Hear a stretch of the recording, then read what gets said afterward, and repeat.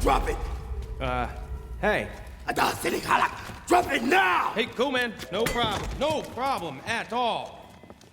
How do you know about this? I don't even know what that is. I'm just a junker, man. I was just checking stuff out. You don't look like a junker. You're wearing rabbit garb. It's just the outfit, man. Ninja Turtle, you better stop poking me. What is your name? My name is Peter Quill, okay? Dude, chill out. Move!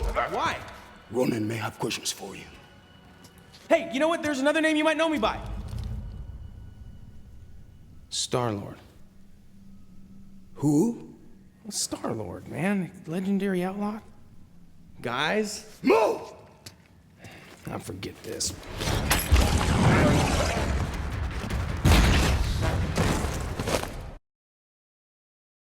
Welcome to Kermode Uncut.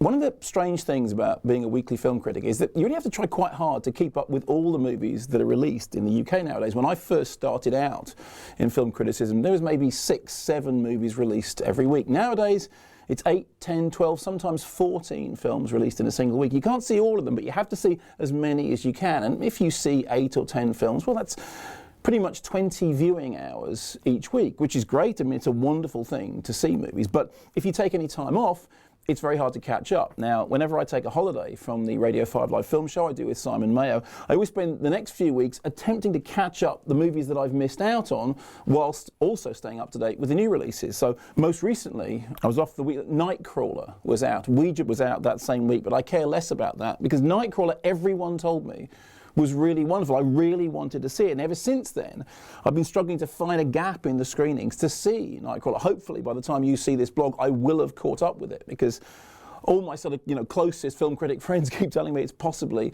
their film of the year.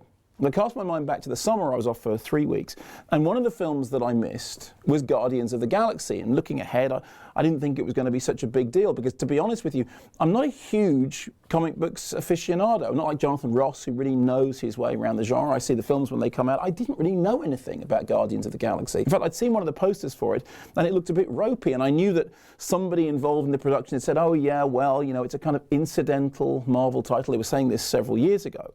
So, during the summer, when I was off, I went along to the cinema. I had a choice of seeing a couple of things, and it happened that Guardians of the Galaxy was on. I thought, well, let's try and catch up with it. And I saw it, and it was one of the real unexpected treats of the year. I went in knowing nothing about it, expecting nothing at all, and I was completely surprised and amazed and amused and thrilled by just how entertaining it was. It was funny, it was smart, it was cine literary. It had something of the excitement that people talk about when they refer back to Star Wars, which never really worked for me. Yeah. It had wonderful retro use of music. It was a film that wanted to engage its audience. It wasn't just like making in-jokes. It worked for everybody. I was in a really mixed audience. There was young and old and sort of fanboys and just general mainstream audience, and everyone was laughing, everyone was enjoying it. It's real! Guardians of the Galaxy is now out on DVD, and as I'm sure you know, it turned out to be a huge hit. Turns out, in terms of money, it was, at the time, the biggest money-making superhero film of the year, to the astonishment of everybody, I think.